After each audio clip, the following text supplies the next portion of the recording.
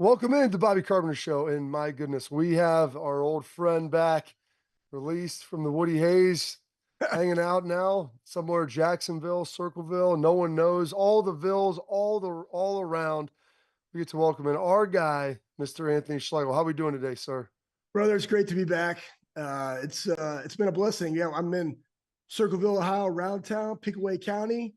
Absolutely love it down here, and just had the family up for Farmerpalooza, where before they get into school, my oldest son has a bunch of friends here, and he brought up a couple of his buddies from Jacksonville because I wanted to take them to the Armory and test them on some sports science stuff, just so I could kind of see where their team was, if there was any kind of underlying things that they all had, which they're all different. So I was like, that really didn't help, but it was cool. So we trained then, and a lot of them never shot firearms before. So I introduced them to shooting firearms, and they fished, and it was great, man. They had bonfires, and I'm sleeping because I'm doing train like a Buckeye at the Armory.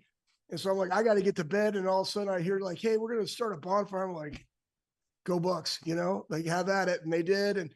And one time I got woken up because one of the kids shot a frog and wanted to have some frog legs. So of course my 12-year-old YouTubes it, skins it. They all wake me up. I'm like, all right, we're going to make sure this is good. And we cooked it. They ate it, making memories. I mean, that's what it's all about. And just glad to be back with you, my man. That's amazing that they shot a frog and YouTubed frog legs. Oh, that's a beautiful That's Sam. thing. That's my 12-year-old, right? He's like, oh, I got this. Don't worry about it, right? And and I would say this too, for everybody, that was why I was gone, is I was helping Ohio State football. They had one of my good friends was down. I was on the staff, and I had to step in a little bit, and it was an honor that I was able to do so and get to work with the young men that everybody's been listening to over the last couple months.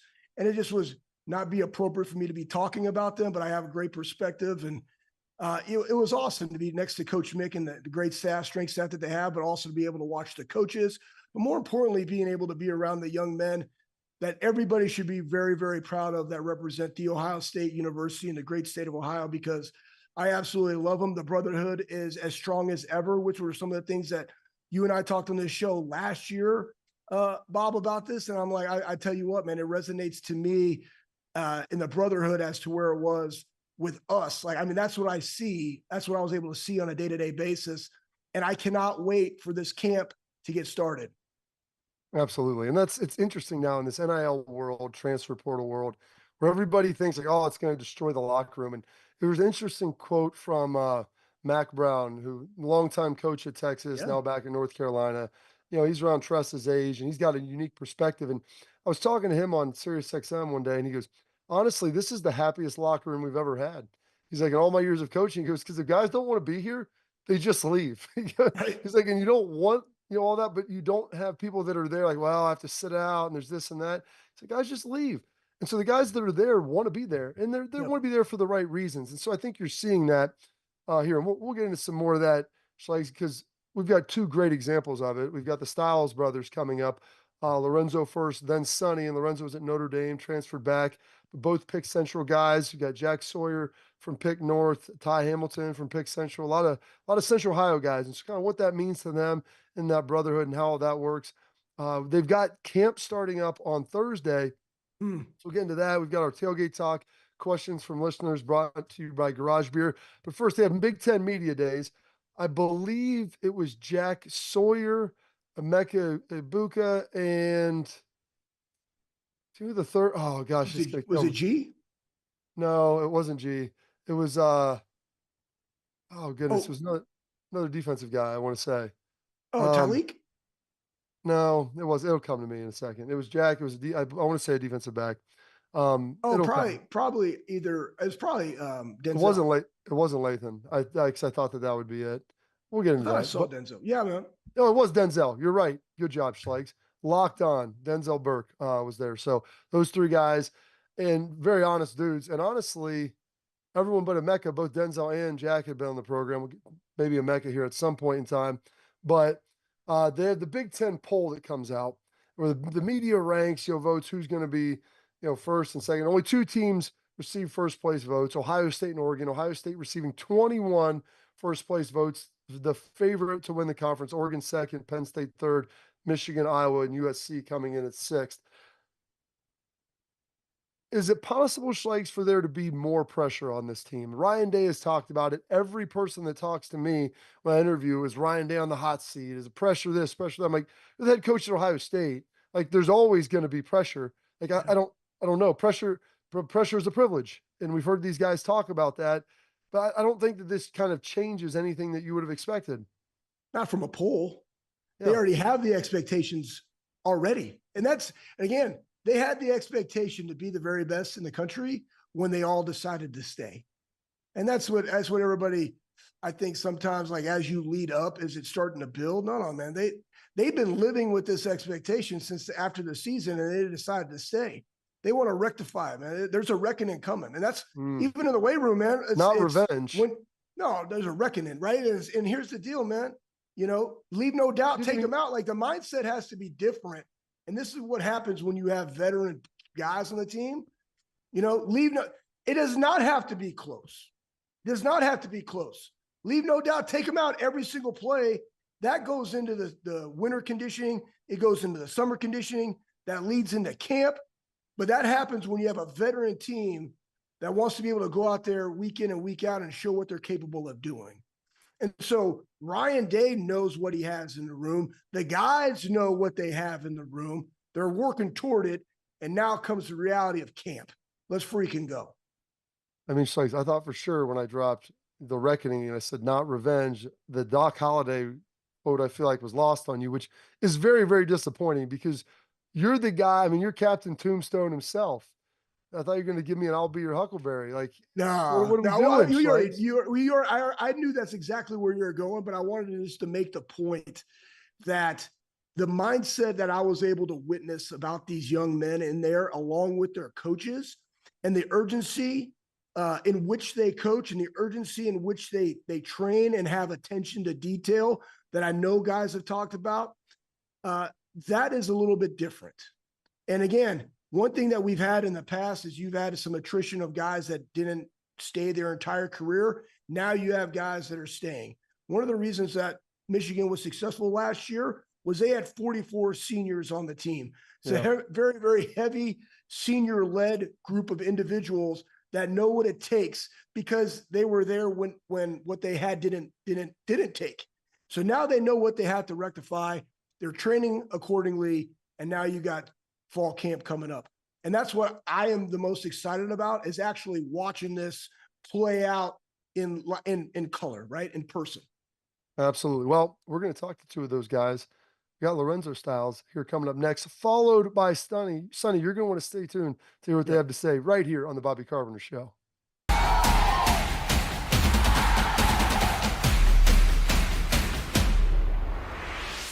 All right, welcome into the Bobby Carpenter Show, and we've got a double dose today.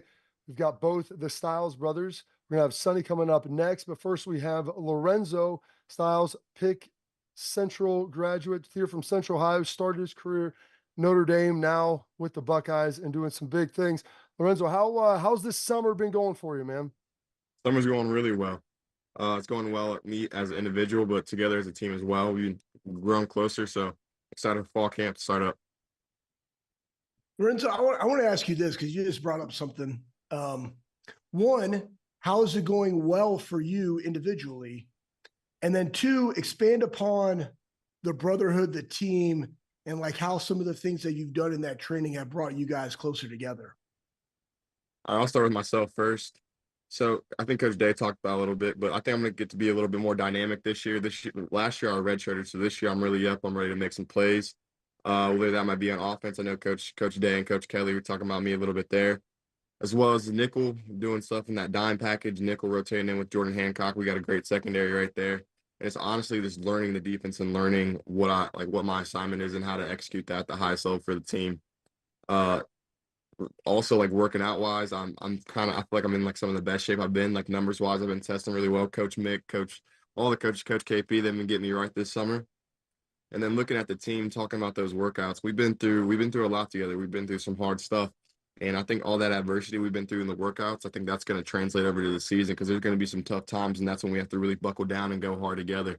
And I think since we were able to grind that hard together and put in the work now, it's going to pay off later. So one of the things, the workouts, Coach Mick gets creative with some of the conditioning. We've talked to a lot of guys about it. I know a favorite conditioning finisher is the fan bikes competition, winner, loser.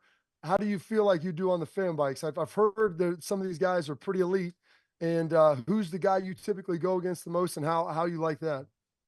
So I had the surgery at first. Well, like going into this summer camp or whatever, summer ball, and so I was competing on the bike with one arm.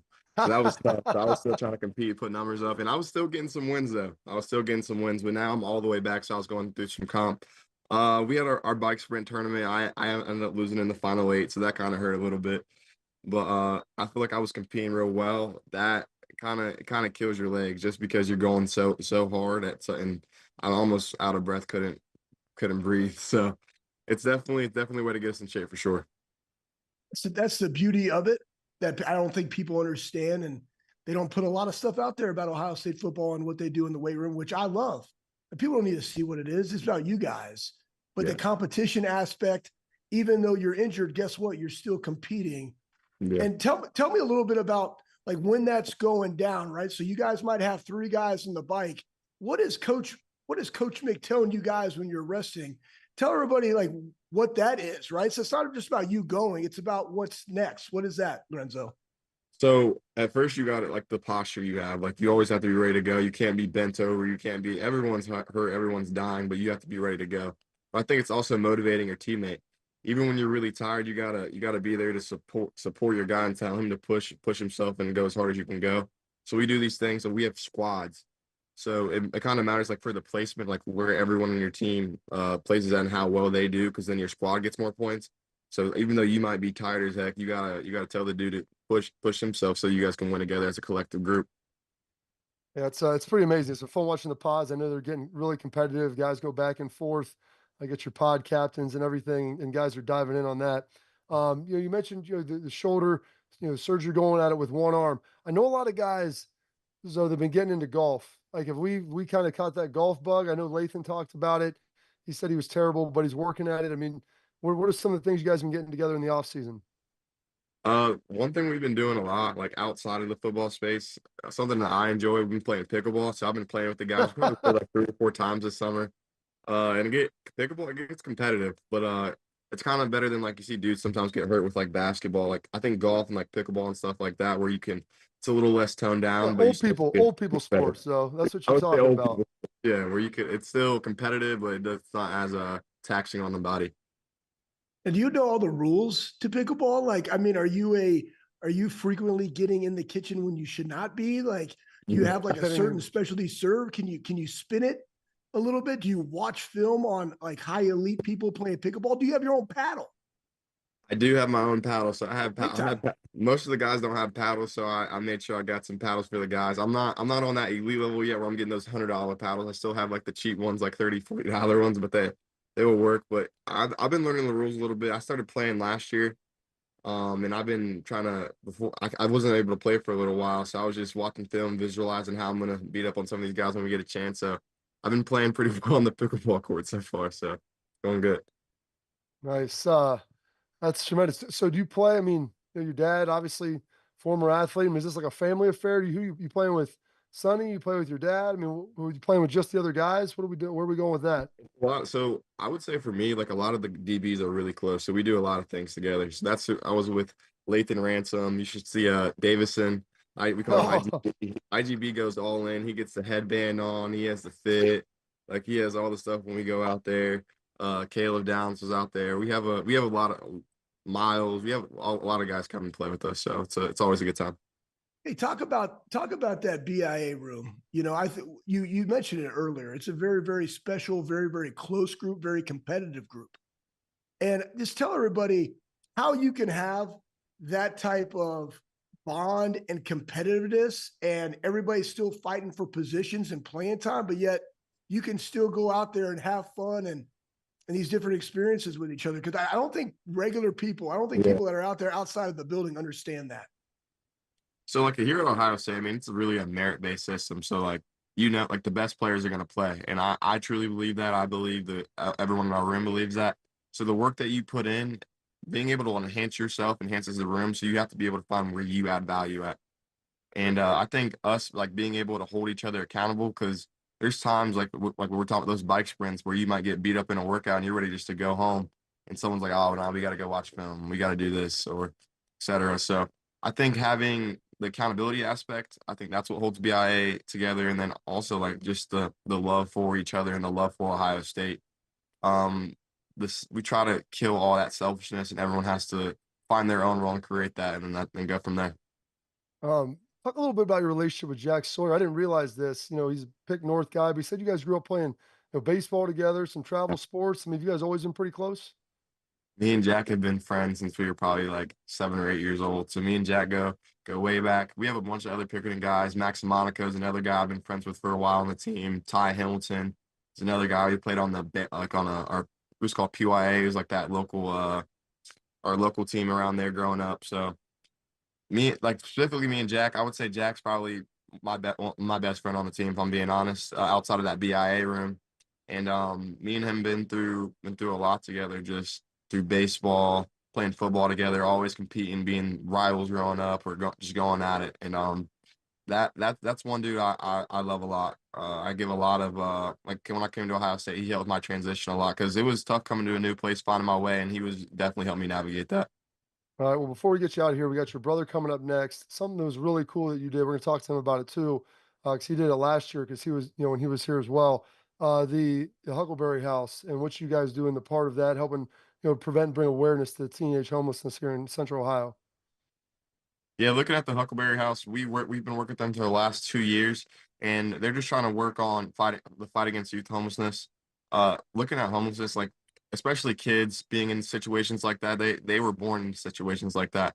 So being able to have resources for them to find their way out and be able to get back on the fast track so they can have sustainable and a good life.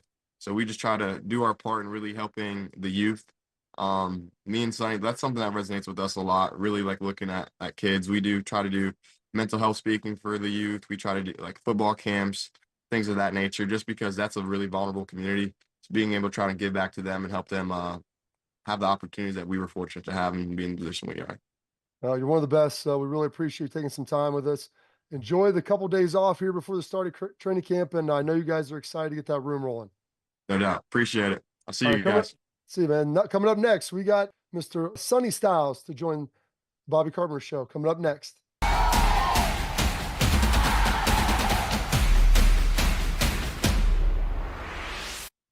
All right, well, you just heard from Lorenzo Styles, and now welcoming his brother, also a Pick Central grad, Mr. Sonny Styles, moving from defensive back now down in the LB room. And I had to just listen to your brother talk about, the BIA room and how those guys are so tight and close.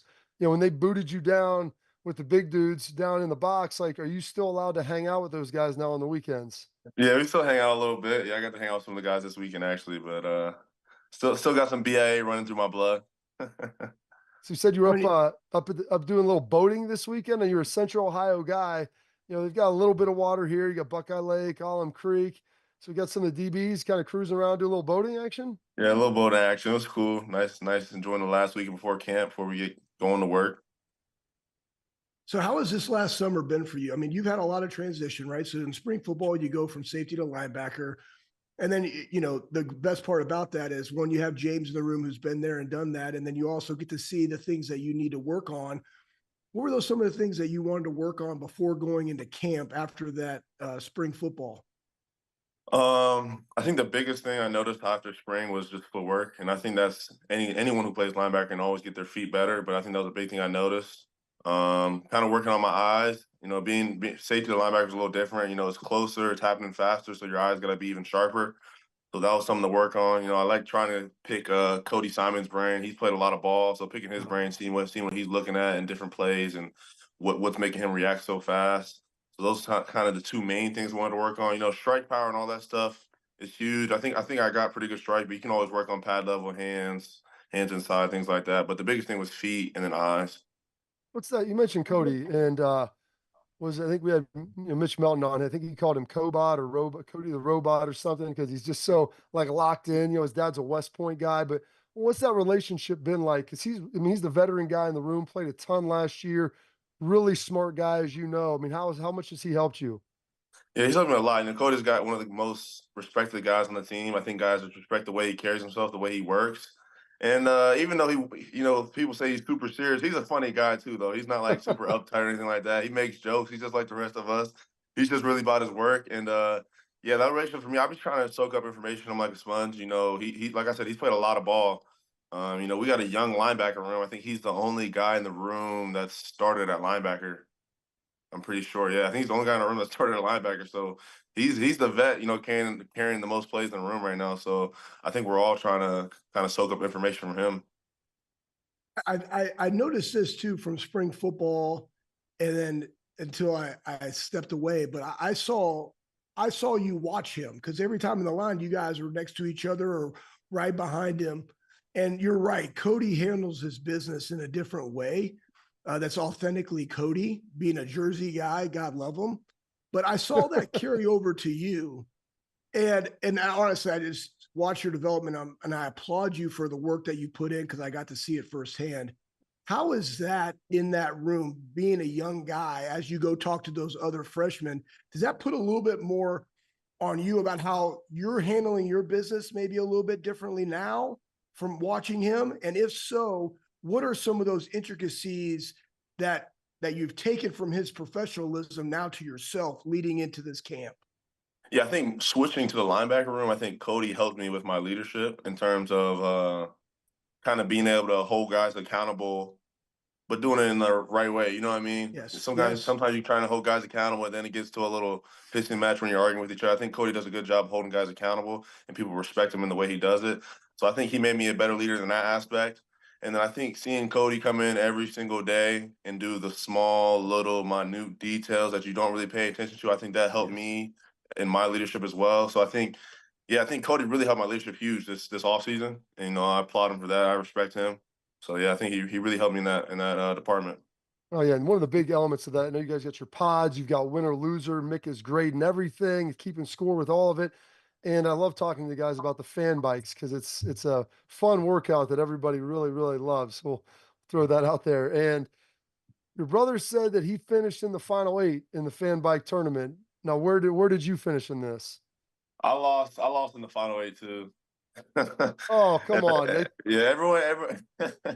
I was so mad about it. I'm not even gonna get into it. If you were in the program, you know what happened. I was pretty upset about that. You know what the beautiful thing about that is about the fan bikes, besides like working ALAC capacity and stuff like that, is the fact that you might have a bad bike, right? But everybody's looking. I want everybody to understand, like Sonny, Lorenzo, like everybody's spilling it. One, there's a consequence if you lose. Two, you want to compete. Everybody's seeing it. And then you might potentially get on a bike that's like, I don't know, you want to blame the bike, but like ultimately is this. Nobody cares, right, Sonny? Yeah, that's exactly what they told me. Regardless of what it tells, you know what? I don't want to talk about it because I live it and I am about it. Why don't you talk to him about that, right? And how that correlates to the game? Because I don't think people truly understand why the competitiveness in the weight room translates to the game of football when it matters. Yeah, I mean, I've talked to a few young guys about this. Like, we do some ridiculous kind of competition. Like, how does picking up a 150-pound dumbbell and doing as many rows as you can correlate to football? And the way I always look at it, and the older guys in the program look at it, it's one-on-one competitions all across the field. So I think if you're making a routine of winning your one-on-ones, whatever it takes, whatever it is, if I got to win my one-on-one by taking on the guard and get off this block and making the play, or if I'm a DB, if I got to win this one-on-one by getting the ball out downfield, every single play is a game of one-on-ones. So I think that's why all this training and all these competitions that we do correlate directly to football, because everything's a one-on-one. So you got to just make it a habit of giving whatever it takes to win your one-on-one. So, speaking of one-on-ones, your brother was talking a little bit about pickleball. I know a lot of the guys have been getting into golf. Like, what are we doing after we leave the Woody? We pickleball, we golf, and are we any good at either? I'm okay at pickleball. I played pickleball a few times. I haven't got to play with Lorenzo yet, though. I want to see how good he is. But yeah, we got a lot of guys golfing. Guys just started pickleball in like the last week or two for some reason. And we got a lot of guys playing that new NCAA game too. So has that been fun? Have you got a chance to do that? Because that was something that, like we grew up doing, as a big Right. deal. And then you get to play yourself in the game, went away for 10 years. Like, is that pretty exciting for everybody to get back into that? Yeah, it's definitely surreal. Surreal. I mean, the game's amazing. I think the best part about the game is just yourself in the game. Honestly, like not saying the game's a bad game or anything, but that's what got people so hyped up. Like I'm getting pick sixes with myself. It's crazy. Tremendous. And before we get you out here, man, we loved you taking some time with us today. You and your brother, great ambassadors, not only of Ohio State, but Central Ohio as well. Um, we had you on a radio show. We were talking about you guys were sleeping outside. I think you did it this year at lower.com. Before you were down at COSI with the Huckleberry House, and talk a little bit about that and the impact of youth homelessness. Yeah, I mean, I think youth homelessness, they talk about it's like an unseen problem that people don't really know about. I mean, there's a number, it's like thousands of kids that experience homelessness at some point throughout the year. And I think it was something that was introduced to us by our mom. And I think she really got me getting into it. And then now I'm excited to be able to find a way to give back to the community. And I think it's a great program and they do some great things. Absolutely. We appreciate it, man. You do a great job out there. Um, enjoy your last couple of days off. I know you got rest and recovery. We look forward to seeing you out at camp. All right. Yes, sir. Appreciate it. All right. Coming up next, we got more here on the Bobby Carpenter Show.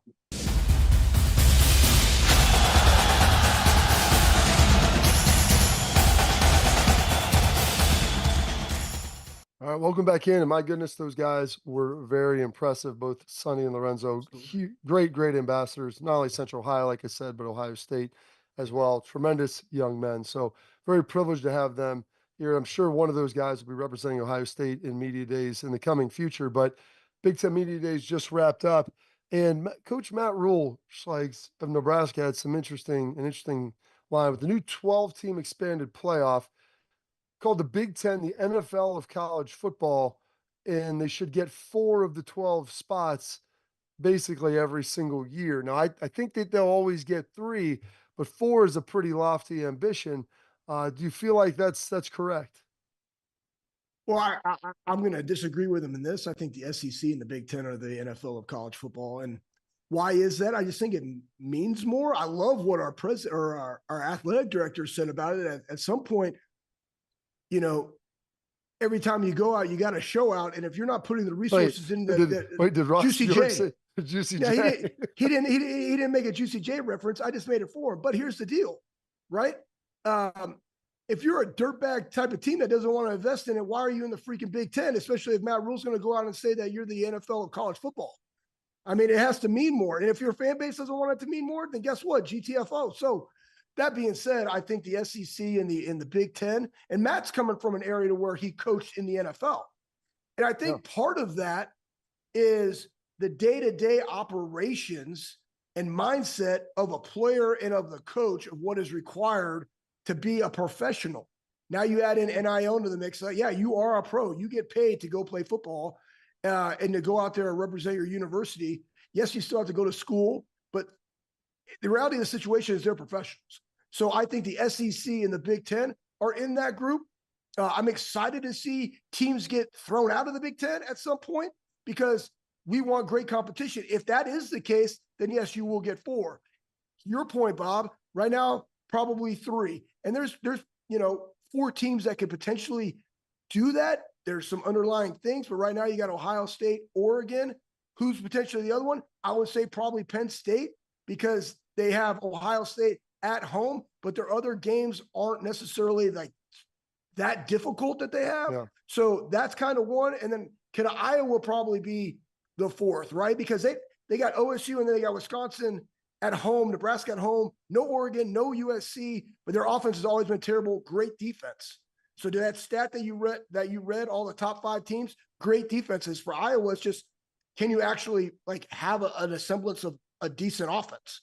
I mean, they don't have to be good. They just can't be bad. They can't be like when they were, man. They were the last. They were the last in yards per game by like 30 yards. I mean, it wasn't even close. I mean, you're talking about teams like Army and Air Force, teams that run the triple option and run like their play count isn't very high, that still have like 20 yards more, 30 yards more than average in them in the game. Crazy. You know what's interesting? Michigan, they lost a lot. And so it's going to be interesting to see how Sharon Moore handles this first season.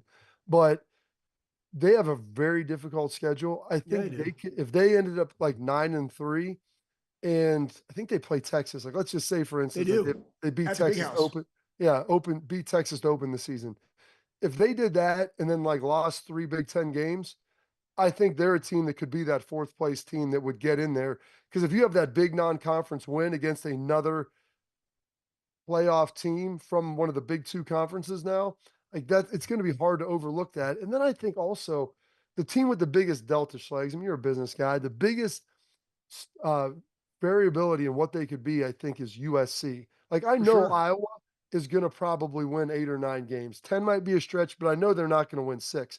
I could see USC going 6-6. I could see USC going 10-2, maybe 11-1. Like, if their defense is good and their offense looks like it could be, and they like find a way to win games instead of finding a way to lose them late, they have a huge variation. So that's one of the teams that I'm keeping an eye on too, where Yeah. want to get a bead to see how that offense looks, to see if they're consistent or they turn it over a lot.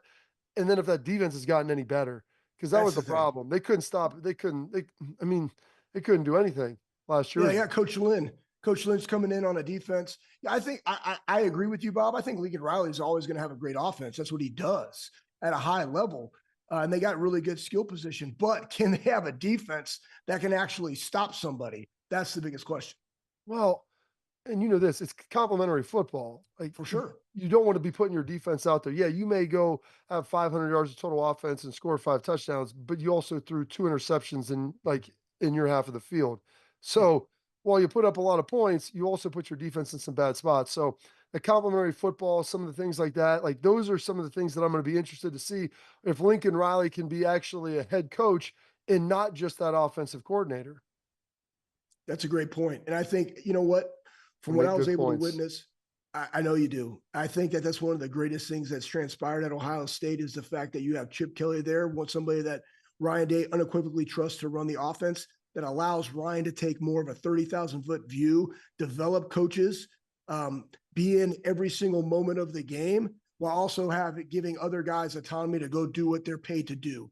And I think that, with Chip, and on the defensive side of the ball, like, and also the special teams, like he's being able to see everything to get it to where he wants to get it. And that's the one thing, to your point about Lincoln Riley, like, is he going to be able to do that while also being the head coach, all the other things that he has on his plate?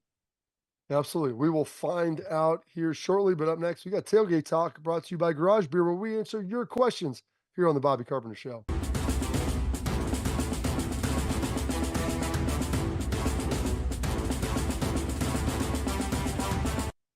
All right, welcome back into the Bobby Carpenter Show. And now we get Tailgate Talk. Tailgate Talk is brought to you by our friends at Garage Beer. Yeah, right here. Garage Beer. It's the perfect beer for you all summer long for our get togethers. Cookout, Garage Beer. Family reunion, Garage Beer. Doing yard work, Garage Beer. Hanging out in your garage, drink some Garage Beer. So go buy some Garage Beer. It's beer flavored beer and Schlegs. You can see some right over my little shoulder, right over my left ear, right there. All right, we got some questions for you. Firing away. Is this a do or die season reliant upon the O-line coach and their ability to get it going? We're talking about Coach Fry there on the offensive line. I think the 2 questions for this team have kind of been quarterback, and that's been well documented, which we'll get into here in a minute. Offensive line, though, that right side, the guard tackle, I think everyone realized that Fryer's going to play one of the spots, but who's going to be the other guard or tackle? And I think that's going to be incumbent upon Fry to see if he can produce that guy and how will they develop them during the season. Well, the overall thing of everything going into this year with the extended playoff is always going to be depth. But then if you look at, that offensive line, there's Seth, center, Carson, right? Then you got Luke Montgomery, you got Tegra, you have Ian Moore, that's a freshman that I really, really like. You have the Armstrong twins, young guys, depth, right? But it's really, who's going to be that? I honestly believe that Fryer's probably going to play tackle. Who is the guard?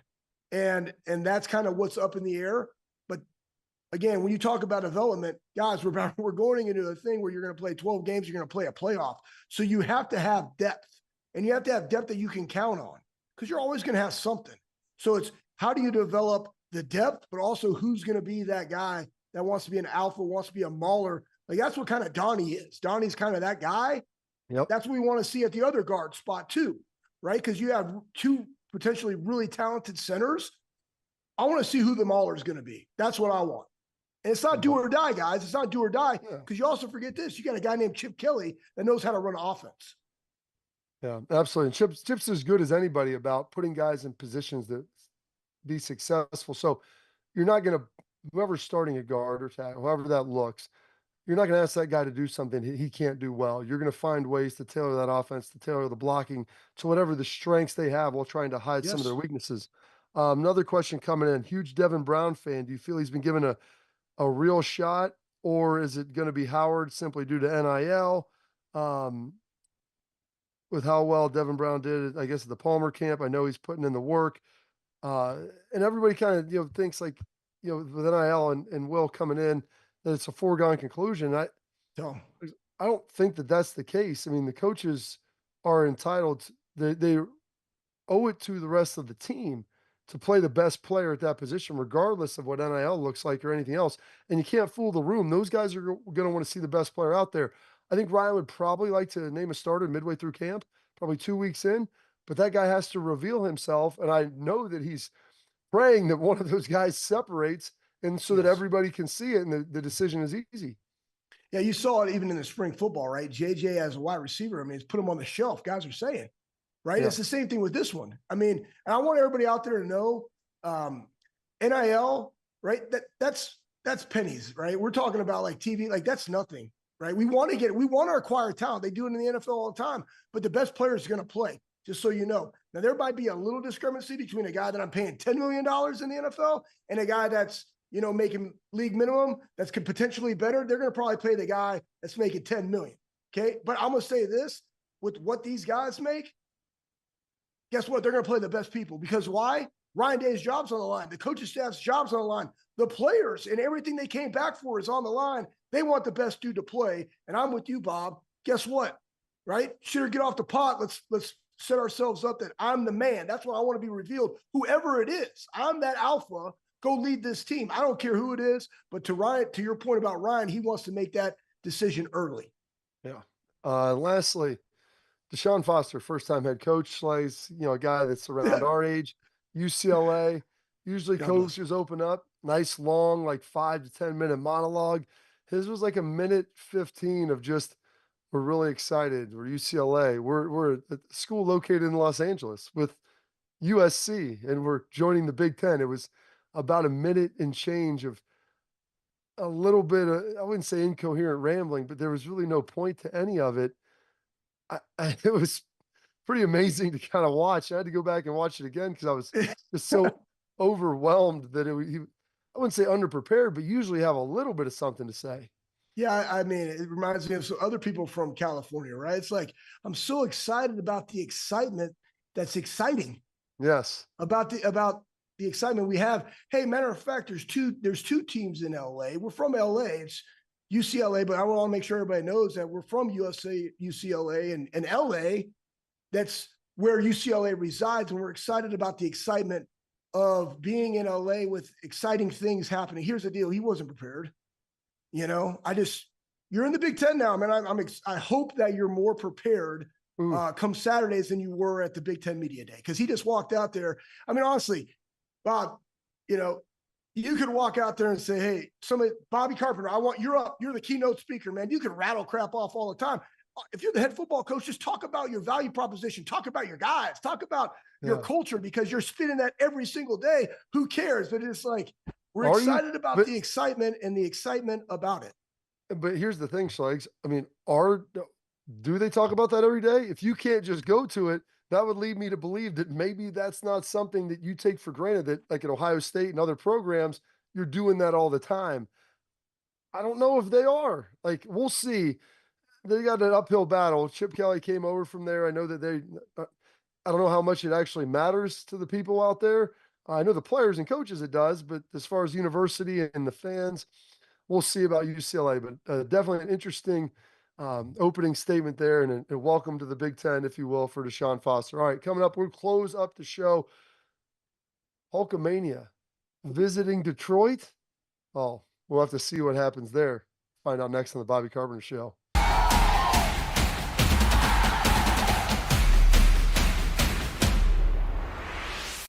All right, final segment of the program here. Thank you for tuning in. We appreciate it. Like, subscribe, leave comments. Love going through and reading the comments. Get a little comment wars going on sometimes. Schlegs. It's a lot of fun to kind of go through there and read them before I go to bed in the evening. Um, Camp can be a little monotonous sometimes. Training camp can get a little of a grind. So coaches, you see them on Hard Knocks in the NFL. And it's the same in college. You try to church up, bring in a magician, a comedian, do some fun stuff. Well, our guy Dan Man Campbell Yep. brought in Hulkamania. That's right, Hulk Hogan, visiting the Lions training camp to help cut a promo. Schlegs, listen up, brother, and they were ready to go. And I saw that. There's no two dudes who would be more compatible than our guy, Mr. Hulk Hogan, and Dan Campbell. And I'm so glad that that happened. Yeah, I mean, and you have to do those type of things, and it goes right with their culture. I actually saw Spielman up at the Armory because his son Noah is now a strength coach for Ohio University, and we were just talking about Dan Campbell and what he's about. And I mean, the guy is hardcore, but he also knows how to like liven it up, make it fun, not make it about him, make it about the players, and they absolutely love him. And it's that tough love that you hear at Ohio State. It's the exact same thing there. And you can still do that with professionals just like you can all college athletes. But he knows exactly what he's doing. Look, they went to the playoffs last year. And it's camp, man. Camp is its own unique thing, things that you remember even when you're in your 40s, 50s, 60s, doesn't matter. Well, at the end of it, man, all players really want is transparency and honesty. Yeah. Like, help me get to be better and then be Love honest it. with me about where I'm at and what I need to do. Absolutely. Like, and that's Dan to a T. He comes off as the meathead and he plays the role perfectly, but he's really smart and his players Yeah. love him because he's honest with them. He's been there, he knows it, he understands it. And when you can do that and have that type of authentic relationship, and everybody knows it's a business, and he's not going to pretend that it's not. I'm going to tell you why it is, but also I'm going to tell you how to help you. And I think he got a lot of that from Bill Parcells because Bill was Yep. always that way, always very frank and candid. And sometimes what he say would sting, but he was going to be truthful about where you stood. And guys always respected that.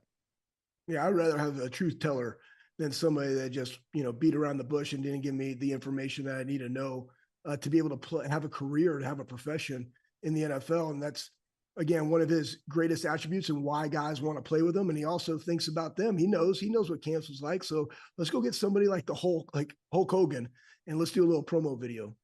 Absolutely. Tremendous stuff there. A bunch of other stuff that they're looking at the 18-game schedule in the NFL now, stretching all the way to President's Weekend.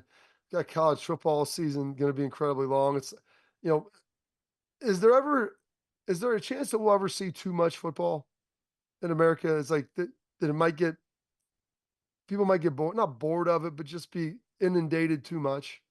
Biggest thing is this: if the product is elite, they're going to want more. And there's that fine line when does it become watered down, like to where guys are missing games, and I purchased a ticket and I'm not seeing the best guys out there.